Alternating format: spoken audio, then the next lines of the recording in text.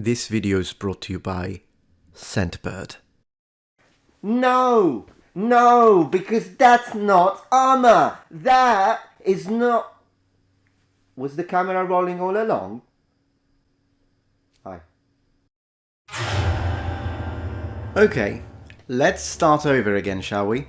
Hello noble ones, welcome back to my channel. This is the Metatron speaking, and today we are responding to another channel called Lars Andersen. I think most of you already know him, but he's a very skilled archer. He does a lot of like athletic and acrobatic shots. He's very precise with his bow. Generally speaking, I think if you're into these kind of things, you want to see like incredible trick shots and stuff that like I couldn't even dream of doing, you should totally go and check him out, and I'm sure you would enjoy his content. But today we have a response, and yes, it's a full-on debunking. As always, I'd like to underline the fact that whenever I respond to another creator, it's never to personally attack the people. I have nothing against you personally, Lars. I'm sure that you will find a couple of videos of mine that you don't like, but today I found one of yours that I absolutely hate. Now, this is a video from a year ago, because of course, that's me, professional YouTuber right there, always ready to find the stuff that, you know, that's me, alright. This comes from a time when another channel called Todd's Workshop had made a very successful video, kind of an arrow versus armor sort of deal, and that video did extremely well. It was very popular, and rightly so. It's a very well made video, and it's a video that got millions of clicks. Now, of course, I understand why Lars will want to try and do a similar thing. Hey, you know, this guy is shooting armor with an archer. I'm an archer, I'm gonna shoot armor, and so I'm gonna get millions of clicks. Which he did. But my criticism today is, if you want to make a video like that because you want to get the millions of clicks, you've got to do it right. And this video is anything but done right. And I do believe he's spreading a ton of misinformation on the topic, as you will see, but let's just jump into it. Title: Anyone can shoot through armor, the invention that would have changed history. I already have a huge problem with the title itself. You'll see why.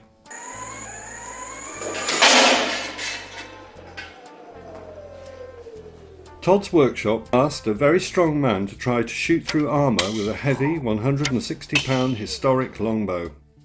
It came as a real surprise that they could not shoot through the armour. But with this modern bow, one does not need a big man. Anyone can do it. Because that's not armor.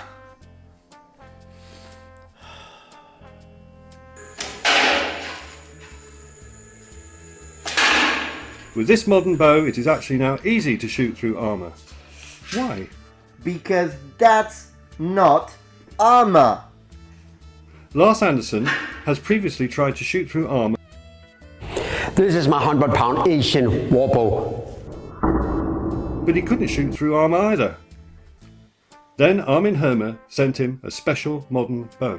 Well, you know, I don't necessarily have a problem with trying to test, for fun, for science, a modern bow against a medieval suit of armor, just to experiment. I don't have a problem with that. But you need to use a good suit of armor. And as you will see, this is not a good representation of medieval armor, which makes the entirety of this test completely nonsensical and pointless. Historically, an archer had to be able to shoot fast and in motion. I'm not sure that would be a good way to put it when talking about English longbowmen, but still, beyond the point.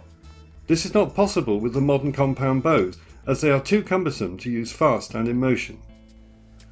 The Oneida bow Lars received is much simpler, but still not really usable. The arrow is placed in the middle of the bow on an arrow rest, and this makes it too slow in use. The arrow rest did not exist on historic bows, so Lars removed the arrow rest and filed down the middle of the bow. See, I don't really understand why bother. I mean, from an engineering standpoint, this is the only part that I actually find interesting, the fact that the guy is crafty and he can, you know, modify it. But if you modify it because historically that kind of grip or that kind of arrow rest didn't exist on historical bows, but neither did everything else that you are holding. So what's the point? You're using something that isn't historical anyways. So what's the point in modifying it, trying to make it, get it closer to what like a Mary Rose bow would have looked like? I mean, because everything else isn't anyways. But maybe it's me just being too critical. Now Lars has a modified bow that can be used fast and in motion, and retains its precision. See, I love his precision. I mean, the guy is talented. There is no way, if you give me a bow and you tell me you need to shoot the arrow through the, what do you call it in English? Like where the key goes? Key lock? I could try 1,000 times. This guy just did it. It's cool. It's cool that he can do that, but... So that he could test his modified modern bow, Lars needed a stand to support the armour. As in real life, a knight does not stand still waiting to be shot at. So, to simulate a knight in battle, Lars acquired a skateboard that could be remotely controlled. That is the most... I would have never thought that I would have heard such a sentence in my life. To simulate a knight in battle, in armor, in battle, he needed a skateboard. Oh my gosh. Now Lars has a moving knight. No, he doesn't have a moving knight. Lars shot at the moving knight in armour, but the arrow failed to penetrate it. Why? It all seemed just right. Nothing seems just right about this test. No hate. Now, whether you be a medieval knight or an archer trying to take down said knight, with all that movement and sweating, you always want to make sure you smell great, which is why I'd like to take a moment to mention the kind sponsor that made this video possible, Scentbird. Scentbird is a fragrance subscription service with which you can join a vibrant community that is very passionate about scent and values it as a form of expression. They have over 600 perfumes and colognes and a lot of unisex options. But really the great thing about Scentbird is that you don't have to buy a fully sized bottle. That is because as you sign up, you'll receive up to 3 travel-sized scent monthly. So you can try things and switch around. Now when you choose a fragrance, you can choose to get either a designer fragrance or perhaps try a niche one. I personally prefer experimenting with niche brands more, such as Confession of a Rebel, Parfum de Marly or Durga, but if you're into the big names then they also carry them. You have Prada, Dolce, Gucci. Now this time around they sent me 3 scents to check out, of Court, Sanctuary and Ember. They're all really good. Sanctuary is more on the sweeter side, so for me it would have been between Ember and Of Court, but to be honest, Of Court is my favorite and it's also the one that my wife likes the most. Here I'd like to show you how the perfume vials work. As you can see, you can just open them up. This is how you turn them on and off. And inside you get a generous amount of fragrance. Click the link in the description now. Use my code Metatron55 for a 55% off at Scentbird. That's a little over $7 for your first month. Available in the USA and Canada. And as always, big thanks to Scentbird for sponsoring my video. He was shooting with wooden arrows. Wood cannot transfer all the power from this powerful bow. The wood shaft breaks, bends or swings without transmitting all the power needed to penetrate armour. So Lars can only shoot through holes in the armour, the eyelets in the helmet for instance, as a historical archer did. This video is like, oh that's cool, that's horrible, that's really cool, that's really bad. This is how I'm watching this video. Because like the fact that he could literally hit the ocularia of the helmet, even though then again that doesn't look like a very well made helmet, but the fact that he could do that, it's impressive. And it is true that some historical archers try to shoot through the gaps of armor, also because a lot of the archery that we see happening on a real medieval battle, which I'm sure they're aware of, happens a lot at close range, at least when we look at iconography. With that being said, it's funny that the commentator says just like a historical archer would have done, and then you see Lars doing like a pirouette jumping while he's doing that, which is anything but what an actual historical archer would have done, so I just thought that was funny. He needs a better solution. And then he got an idea. This is the first test of the first arrow made of hard metal. Surprisingly, it goes straight through the helmet. Just make a metal arrow. It's easy, not those stupid wooden arrows. Full metal arrows? I mean no disrespect. Well, maybe a little, but do you realise the sheer number of arrows that are shot during a medieval battle, sir? You silly. If we made all of those of metal, it would empty the king's treasury, my liege. Wooden arrows. Pathetic wooden arrows. If you're shooting someone in mail, just use a bodkin. You know, the arrowhead we invented. Pathetic. If a knight in full plate is charging at you, run, my liege. Silly. I've been to 13 battles, 3 sieges and a tourney, sir. Well, hold on a minute. Like, this is what I mean. Even it's not just that the whole test the way it's set up, defeats the very purpose of the test. But even this, even the comments, even the way they, I don't know, wrote the script makes absolutely zero sense. This new metal arrow that now penetrated the helmet, penetrated it on the side right next to one of the breathing holes that a helmet has in order to allow a person to breathe. And that is one of the structurally less sound parts of the helmet. In fact, it's a vulnerability, similarly to how, for example, the visors or in general the sides of the helmet can be compromised, and we know that historically those happened. The previous shot, however, the one that he shot with a wooden arrow, hit the skull of the helmet, and one thing that is important to underline that I wish I would have said here is that historical armor is not uniform in thickness, and what I'm about to say is the case for breastplates, is the case for helmets, but since we're focusing on the helmet right now, the skull of the helmet is usually the thickest part of a helmet, whereas as you go towards the sides and usually the visor or the areas that are perforated, those are instead the thinnest parts of metal. How much of a variation there is really depends on the specific historical example that we might go and check out, but in general, I really wonder if this new arrow would have penetrated the skull, because the simple fact that it penetrated one of the weakest areas of the helmet doesn't tell us anything. And since I mentioned the elephant in the room, thickness, how about we talk about that? The reason why this video really doesn't work the same way that Todd's Workshop's video did is because they're not telling us anything about this armor that they are using. We don't know the thickness, the gauge, we don't know who made it, we don't know how much they cost, we don't know what they're made of. Instead, on Todd's Workshop's side of this test, we knew everything. Todd already is a craftsman and a professional weapon maker. Excellent stuff that he makes. And regardless of the fact that he himself is a craftsman, he had a professional archer with a similar physical build to medieval archers to shoot the bow. He had a professional smith making a breastplate to be as accurate, so as historically accurate as possible to the time frame and specific period that they were trying to test. They also had Dr. Capwell come in and sort of talk about all of the different details about this, and then they told us everything. The kind of steel, how it was made, why they made certain choices, what was the thickness. We know everything. Here we know nothing. Still, just by looking at it, I can tell you that most likely this is costume armor. It looks made in India. I could be wrong, but I'm saying this is what it looks like. It looks relatively thin, and probably it's either some kind of low quality mild steel or maybe even stainless steel. This looks off the shelf and not specifically made for a realistic test, which defeats, once again, the whole purpose of the video.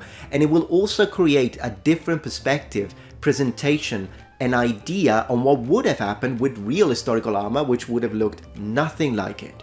I've seen in this comment someone trying to defend him and this test by saying it's fine that he's not using high quality armor and he's using cheap armor because only the noble rich medieval knights could have afforded high quality armor in the Middle Ages anyway, so this could be a representation of what a cheap medieval armor would have been used by, like, for example, infantryman, spearman, a billman, and that is absolute nonsense. Let me clarify this point. A cheap modern costume armor piece is absolutely not the same as a cheap off-the-shelf munition grade medieval armor in period used by, for example, a spearman. Not the same. A cheap medieval piece of armor, whether it be a breastplate or a helmet, would still retain correct shape.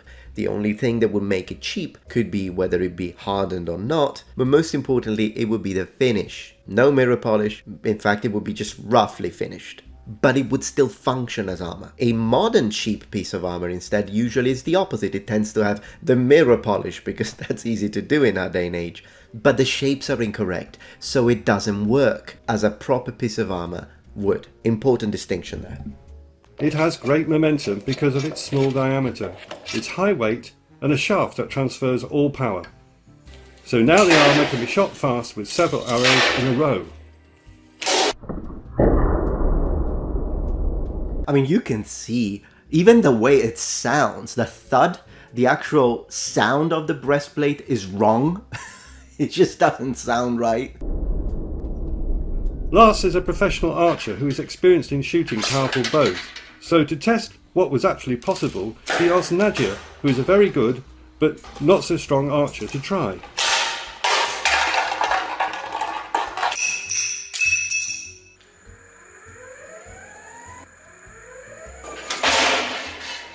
and Nadia, to her surprise, shot through the armour. Because she didn't shoot through armor, she shot through a costume. It is not every single time the arrow goes through the armour, but most of the time. Can we also say that that is the slowest and lamest cavalry charge I've ever seen in my life?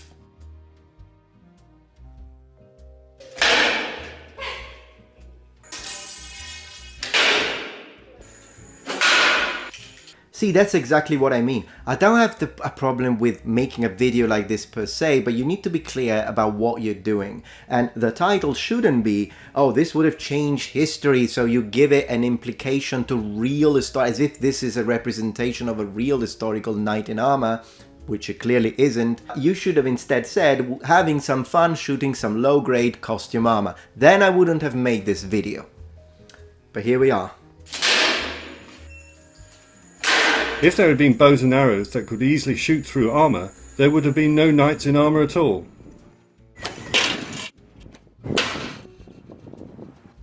I don't even know where to begin. First of all, high quality medieval armor could stop arquebus balls. So keep that one in mind. So then again, I think they could stop this. But it wouldn't have to be tested with real armor. I'm open to exploring the test and looking at the results. Still, the simple fact that you could penetrate armor doesn't necessarily mean, oh, then there wouldn't have been knights in armor, because armor remains all the way up to friggin' Napoleonic Wars. There were still people wearing breastplates, and even though they had cannons, never mind a bow and arrow with metal arrows, and that is because armor also has other functions, like it can still help you in hand-to-hand combat. Like, there are a lot of things to say. The Swiss pikemen, they were wearing armor, so that's why also with that statement I have a little bit of a problem. Oh look, we can penetrate armor, then all of the armor disappears completely. Doesn't really work like that, but This is obviously not a historical test. The armor, I don't know how it's made. thank you. Now next, as a suggestion, next time begin with that. I'm not trying to say anything, but maybe starting with that would be a great idea. And then again, if this is obviously, as you put it, not a historic test, then your title is completely out of place. You do understand where I'm going with this, right? The armor, I don't know how it's made, and the modified bow is obviously a modern bow, and that kind of bow couldn't be made in history. Here's the thing, Lars. 1.6 million views. I'm sure you got some decent money from it. Maybe use a little bit of that to invest on a good breastplate. I can give you some names, but I mean, you don't need me to tell you the names. But I can if you want. And then you can get a good, solid, properly made breastplate, and you can remake it. Just as a suggestion. It's your money, your choice. Thanks for watching, and please like and subscribe.